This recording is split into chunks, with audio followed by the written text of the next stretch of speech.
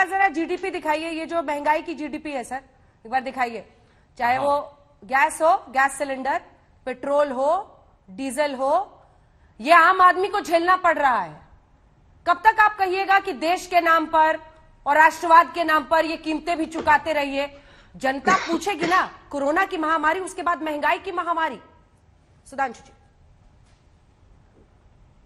हाँ, अब मैं और ओएनजीसी पर भी जवाब दीजिएगा। वो कह रहे हैं ओएनजीसी को आपने बर्बाद किया है। डेट, हाँ मैं जवाब दे रहा हूं, हाँ मैं बिल्कुल जवाब दे रहा हूं। मुझे लगा था कि खेड़ा जी ने मुझसे पूछा कि डेट्स बता दीजिए, तो मैं डेट बताने लगा था। अब मैं अपनी बारी पे वो डेट बताता हूं।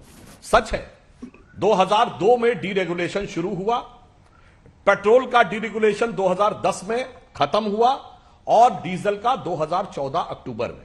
जब आप 2002 तक गए तो ये भी बता दिए 2002 में क्यों डीरेगुलेशन हुआ, फिर वो भी बता दिए चूंकि 1 जनवरी 1995 को हमने डब्ल्यूटीओ में जिन शर्तों पर साइन कर दिया था, उस कारण से वह बाध्यता थी कि आपको यह करना ही था 2002 में। तो अब 1 जनवरी 95 में किसकी सरकार थी वो पता। अब मैं बहुत पीछे की बातों में नहीं जाता। आपने एक बात कही ओएनजीसी में, बिल्कुल सही बात है। आपने 2013 में 103 रुपए का खरीद के 73 में बेचा था 2014 में।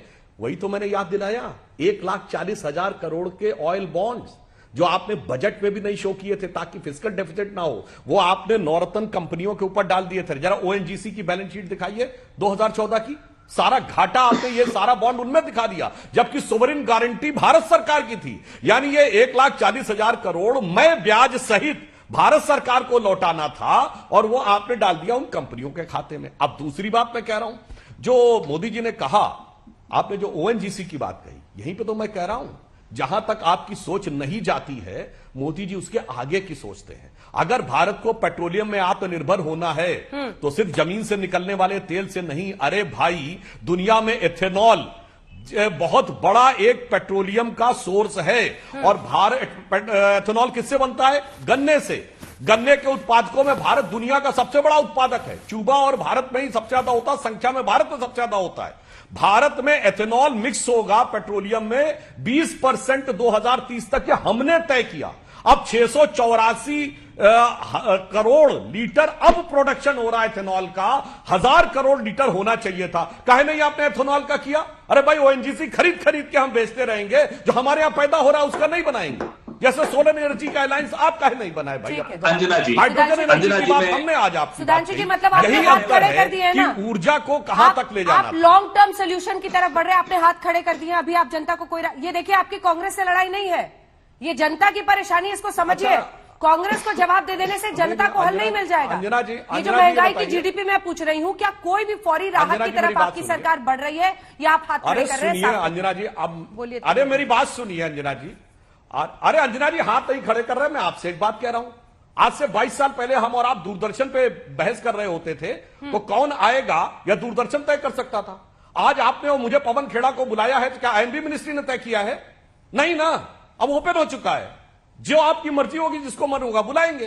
तो हाथ खड़े करने का क्या मतलब है? हाथ तो बांध के खड़े करके खत्म कर दिए गए अक्टूबर 2014 में, 1 जनवरी 1995 के करार के अनुसार।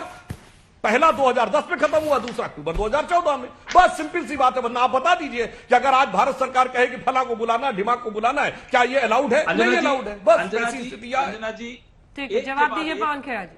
पवन खेड़ा जी, एक के बाद एक गलत बयानी सुधांशु जी के मुंह से मैं उम्मीद नहीं करता था कि वो करेंगे। डब्ल्यूटीओ का ये बार बार उदाहरण लाते हैं। मुझे कारण बताइए कि 2002 के बाद वाली सरकार, जब मणिशंकर अय्यर जी पेट्रोलियम मिनिस्टर बने, तो उन्होंने एडमिनिस्ट्रेटेड प्राइसिंग रिजीम वापस कैसे ले आए? क्या वो इस तथाकथित डब्ल्यूटीओ करारनामे के खिलाफ नहीं जाता था? नंबर 2, आप ये ऑयल बॉन्ड का बार बार कहकर आप भी कहते हैं, प्रधानमंत्री भी एक बार कह चुके हैं, आप कहते हैं कि आप चुका रहे हैं जनता को, और आप कहते हैं 1,00,000 करोड़ आप दे चुके हैं। गलत बोल रहे हैं आप। 3,500 करोड़ अब तक आप दे चुके हैं और अभी जो बचा है वो 1,30,000 करोड़ है। आपने जो अर्जित किया है पिछले 6.5 सालों में सेंट्रल एक्साइज से, वो है 21 लाख करोड़। हिसाब दीजिए बाकी कहां गया, बताइए कहां गया?